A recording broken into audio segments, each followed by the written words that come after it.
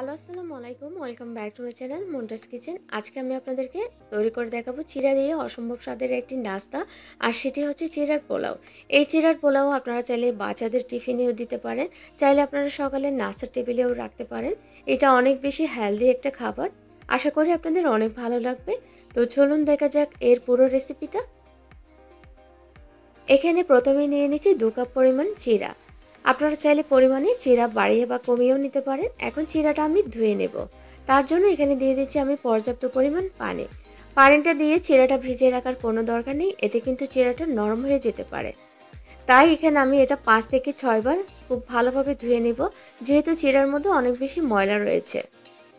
তো এখানে আমি চিড়াটা খুব ভালোভাবে ধুয়ে পানি ঝরিয়ে নিচ্ছি। তো চিড়াটা আমি ধুয়ে নিয়েছি এবং পানি ঝরিয়ে নিয়েছি। আপনারা দেখতে পাচ্ছেন চিড়াটা এখানে বেশ ঝরঝরে রয়েছে। এটাকে আরও ঝরঝরে করার জন্য এখানে অ্যাড করে দিচ্ছি 1 চা চামচ পরিমাণ লবণ, আর দিয়ে দিচ্ছি 1 চা চামচ পরিমাণ চিনি। এভাবে লবণ আর চিনি চিড়ার মধ্যে মাখিয়ে রাখলে চিড়াটা কিন্তু আরও বেশি ঝরঝরে থাকে। এটা চিড়া ঝরঝরে করার একটি টিপস, আপনারা আশা করি এটা ফলো করবেন। এখন এটা মাখিয়ে আমি একটা সাইডে রেখে দিচ্ছি।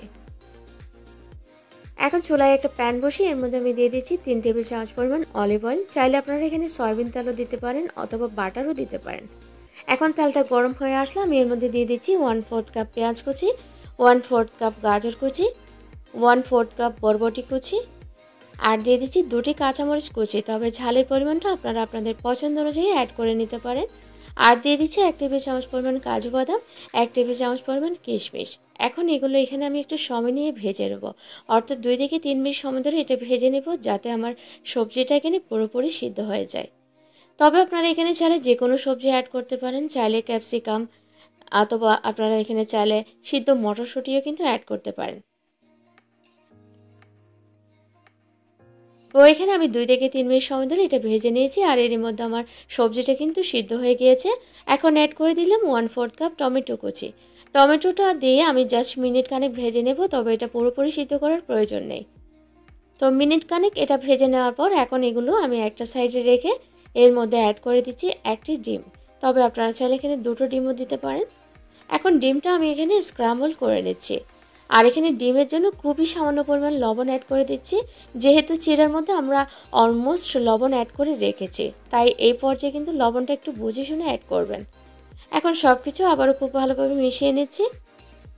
আর এই চিড়ার পোলাওকে আরও সুস্বাদু করার জন্য আমি এখানে দিয়ে দিচ্ছি 1 চা চামচ পরিমাণ সয়া সস, 1 টেবিল চামচ পরিমাণ দিয়ে দিচ্ছি টমেটো সস।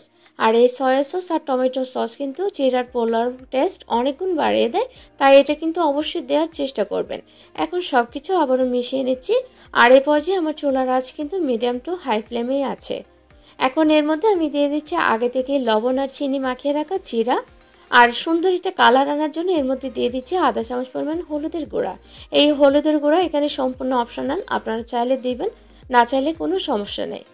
এখন সব কিছু আমি মিশিয়ে নিচ্ছি আর ভেজে নিচ্ছি। তো আপনারা দেখতে পাচ্ছেন এখানে চিড়াটা কিন্তু অনেক ঝরঝরে অবস্থায় রয়েছে। এখন এর মধ্যে অ্যাড করে দিচ্ছি আমি 1 টুকরো লেবুর রস। এই লেবুর রস দিলে যেমন চিড়াটা আরও বেশি ঝরঝরে হয়, আর কালারটাও কিন্তু বেশ দারুণ আসে। আর এই লেবু দেওয়ার ফলে সুন্দর একটা ফ্লেভারও কিন্তু পাওয়া যায়, তাই এটা কিন্তু অবশ্যই দেওয়ার চেষ্টা করবেন। এখন সব কিছু আমি আবারও মিশিয়ে নিচ্ছি এবং ভেজে নিচ্ছি। তো এই তো হয়ে গেল আমার চিড়ার পোলাও। যেহেতু এখানে আমরা বাদাম অ্যাড করেছি, সবজি অ্যাড করেছি, তাই এটা অনেক বেশি হেলদি ফুড।